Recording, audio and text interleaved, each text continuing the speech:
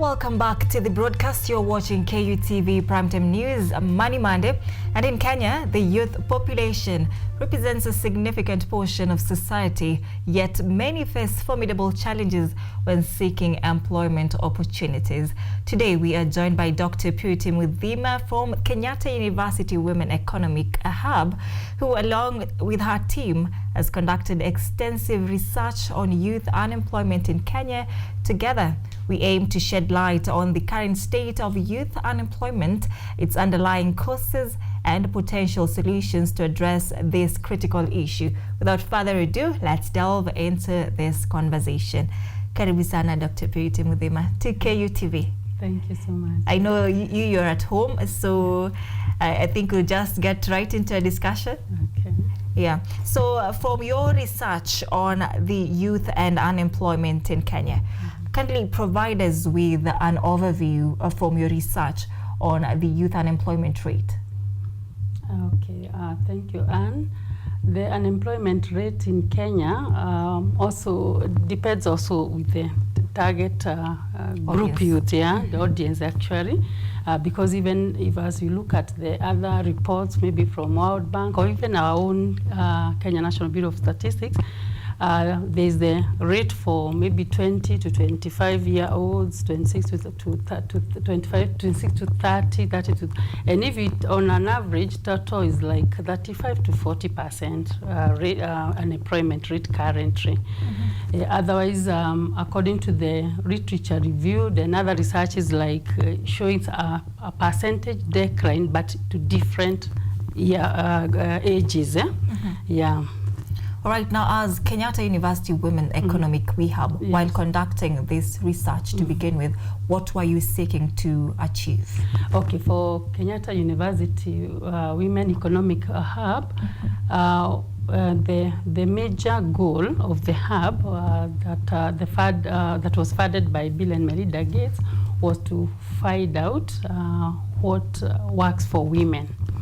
And so we evaluated different programs, we had 3 in our research team. Our theme is skilling and mentorship.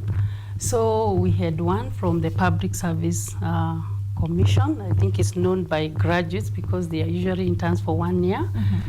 We also had another one from the called KIOP that was funded by the World Bank. It was about Kenya youth employment promotion program, and then where they provided some skills, short-term training, and then they could release them to the market.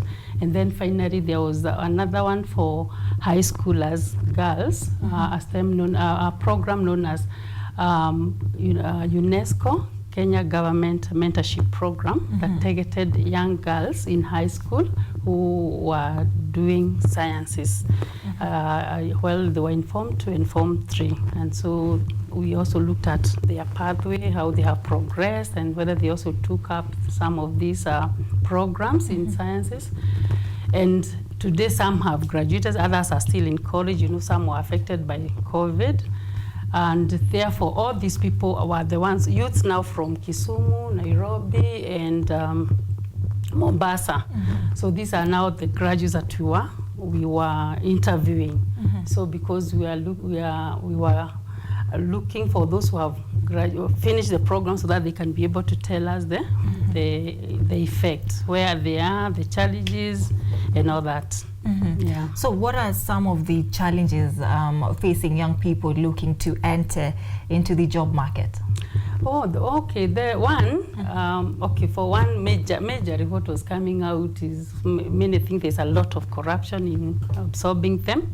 Others, tribalism. Some even were saying that they don't want now to use their normal names. They want to be like Wazugus. If you are John Peter, you are not identified by anyone, but you just apply. And then the other cause they were talking about is like they are shrinking opportunities. However, they are very ready even to employ themselves. But they are saying, tukona so many ideas, but hatuna pesa, pesa to start those businesses, and others do not have the entrepreneurial skills, because not everyone has done business studies, and that you know how, the bookkeeping skills, soft skills and all that. And so they also felt, they were telling us that we would also like people to train us. And then others, the digital skills. There are many young people today are getting their own, they're employing themselves because they have those skills. So especially some in the rural and all that, they are lacking. So many feel that they need to be helped financially and also through training. Yeah.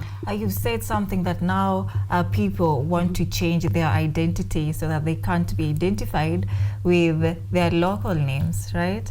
Yeah, so, but funny enough, it was like most like now Mombasa and Kisumu counties. It's like we were getting it from all the youths, in Zentari. So so it was still a concern. Yeah, the government has also really championed for creating job opportunities for Kenyans abroad. Do you think that this will fill in the gap of the unemployment situation in Kenya? Jobs abroad, but that would be nice if, as long as maybe Kenya will get some returns, maybe some taxes, just the way we export goods, this time services through our trained people. It will still solve our problem, the youth unemployment problem, because the population is still growing, it's getting larger, and there are no opportunities for them. Yeah. What happens to the youth that are not eligible to go abroad and are still unemployed in Kenya? What happens to them? Okay, if there's still a lot that can be done to them, we can still reskill them. We can equip them with all the necessary skills, and also the support, the training, as I'm talking about. For example, today there are many who are there. Maybe like if you're in the agricultural sector, there are still some who don't want the traditional way, but if maybe modern training, digital farming, they would digital marketing, they'll get into that. So if they are assisted through training, through funding, through mentorship, all these they will be able to do it. Yeah. Right. Now, from your research, maybe this is your first research on unemployment among the youth. So maybe what patterns or trends have you uncovered in your first year regarding the unemployment rate? Okay, like now we started in 2020. Yeah, it's in 2020. So now we are in 2024. We are early 24. So maybe if I'm talking of 2020, 2021, and 2022. Generally, it's like the data is showing there's some decline, but you see it depends with the number, the population that we have, not the national-wide one.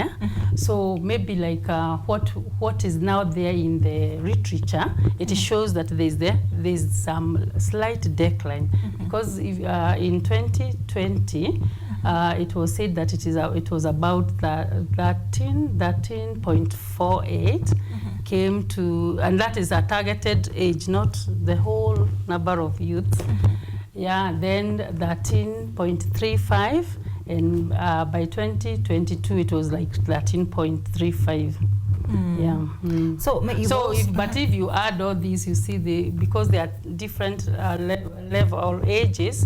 Finally, they will still come to either 40, 47, 40, that is 37, 38, 35, like that.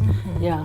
So I want to get your views and opinion on how lack of access to quality education and skills training programs affect the unemployment rate in Kenya, the employment rate in Kenya, rather, because we were having this debate earlier on today, and some were saying lack of education and lack of skills really plays a major role in unemployment rate in Kenya.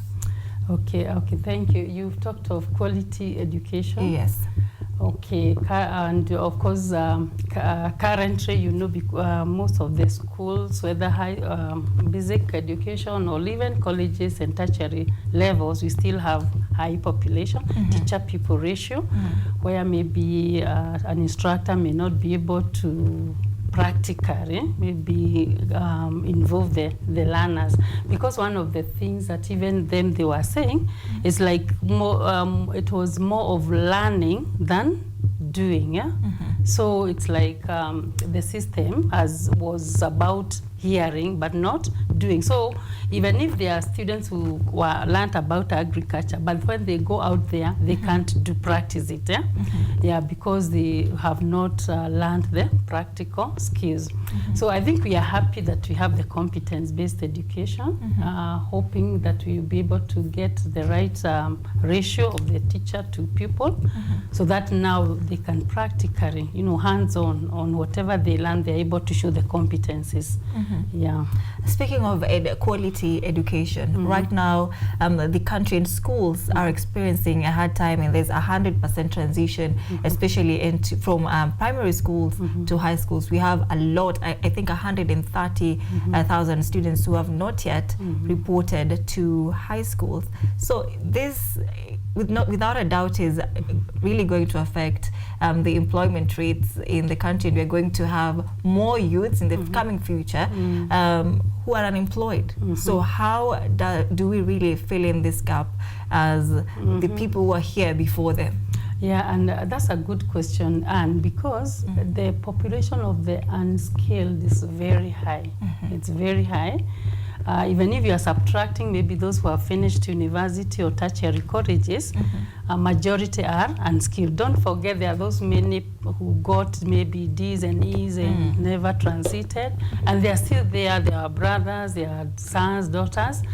And therefore, this is even the group to also to take care of. As we export those that are maybe have had the formal education, these unskilled people now are the ones that we need to train and even to finance, so that they can be able to have their own businesses, even if they are small ones.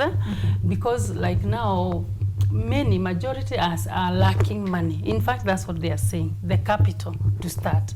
I have my idea, but maybe if I want to start a cyber, I'll need a computer. How much is a computer? Somebody who can't be able to afford 20K, and even the premises and all that. So I think this is what we need to tell the county governments, we plead with the national government to be able to help these young people to equip them with either not even loans, even providing where possible. Yeah, so that they can now be able to earn a living. And they are young, they are productive. And you know the effect of unemployment that the country is unable to collect taxes. You see, if people are working, the government will get a lot of tax. Yes. But if they are not, you see, there's no tax collected. So these are productive people. They can produce more, they are innovative, they are creative, given the environment. Yeah, so I think the greatest part is funding, in my view. So yes. you conducted your research in various areas across the country, and maybe are there any regional or demographic disparities in youth unemployment that your research identified? Okay, of course now this also depends on the size. Like Nairobi, of course, has the largest population, and also has diversified category of people. Otherwise, what was so common is that maybe like now in Kisumu, there were people even selected even from some of the rural areas, even if the training was also taking place in town. And to me, I think the similar things, similar reasons. Yeah, everyone is saying, yes, I have an idea, I was trained, yes, but I can't start my own job. Yes. And those who are able to get some jobs, maybe like even if they are females, because of also we were focusing on women, then they are saying securing a job, you'll have to undergo a lot of stress and even abuse in some cases. So you find that it is general. I could find it is general. Whatever we got from Nairobi, Mombasa, and Kisumu is like almost the same. Yeah. Now, a report also by One Challenge Fund Youth Employment Kenya, that done in September, released in September 2023 rather, revealed that women are higher among the youth that are unemployed. Maybe did your research uncover the same? Oh yeah, sure. And actually, like the one we are talking about cure, because even they were even taking women who are even married, you know, because there are even many young married women without jobs. So they could provide those short courses so that they can be able to empower them to start their own. So you find, and one thing we found is that men have higher opportunity of securing a job, whether formal or self-employment. And in fact, what our research team was asking, we need also to look for some funding to go further and ask why is it happening that women are unable to get job opportunities as men. Yeah, so some, maybe we were thinking maybe if they have children, they stay at home longer. Others, even if they go to their businesses, they have nowhere to keep their children, unless now there are some counties that are coming up with those creche programs. But we are curious. That is one area we still want to focus on. Yeah, to find out why men are taking jobs more than women. Yeah. So as it stands, women are also disproportionately represented in the job market. So maybe what can really be done to ensure that as much as women are not well represented in other areas, at least we are included also in the job market, we're not left behind in this area? Okay, policies are there to where everyone has an equal opportunity. Maybe some men, as we are saying that maybe more men are in school than women, so men also have an opportunity to secure jobs because they have what it takes. Yeah, majority of them. Others is like now the STEM related courses, as I was telling you, where it is like for men, and again fewer women are taking up STEM courses. So you find again men will take more STEM related courses, and still they secure jobs because those areas or skills are needed. So policies are clear, and I think there is no segregation. What we need is still to maybe to increase the percentage of women when or things like affirmative action, and also they are still there. But I think we can still encourage women and also mentor them so that there's the confidence levels to take up those jobs, and even the environment, so that they can be able to equally compete with men. Now, are STEM courses really giving them assurance that they're going to get these jobs, or maybe they're going to come into university and get overwhelmed with these STEM courses and drop out of school halfway? Do you know that is one of, in fact, many researches, or even the current data shows that many STEM women, when they come to the university, maybe first year, there may be many, but as the years progress, very few that will complete. So at times they feel it's hard. At times they also, in fact, one of maybe some of the proposals they had, they were saying that they would like also to have women mentors, whom they can see that they have gone through the systems and they are working together with them. Then also like whether a WhatsApp group where they can share their highs, their experiences, so that they can encourage one another to move on. So because like they feel at one point that they want now to switch to other lighter courses. Now, beyond governmental efforts, as we wind up, what other stakeholders such as maybe NGOs or private organizations can contribute towards reducing the unemployment rate in Kenya? Oh, there are many. Okay, like now we have the KEPSEA. It's a private organization that deals with many other private bodies, opening up opportunities even for internship, because again others say that they are asked whether they have any experience and they don't have. So even we need those internship opportunities. Then also I am also feeling about mentorship is very important, where even if maybe a number of youths have started a certain business, there are people who can keep watching, looking at what they are doing, guiding them, because some, even if they start, is like they start on their own. So that support is also lacking, and it is very, very important today. We still need to encourage people. So that is one way, opening up opportunities for internship, and then also for mentorship. Yeah. All right, now finally, and this is my very last question to you. Now, what actionable steps do you believe are necessary to create a more inclusive and also a sustainable employment opportunities for the youth in Kenya? Okay, a more inclusive. Okay, as I said, policies are there, yes, but I think we need to stick to them. Yeah, to observe them, even in any recruitment. Then also, we also need a percentage of women participating or being taken and absorbed. And then also we need this exposure in terms of internship opportunities that we need, that more of these women need, so that now, even as they go to their real job now, they are confident and they have an idea of what they ought to do. So that would still be able to open up their opportunities. And then the funding, as we are saying, so to support them even at the grassroots level. Yes. All right, that we have come to the end of our conversation. Dr. Purity, any parting shot maybe, if you have?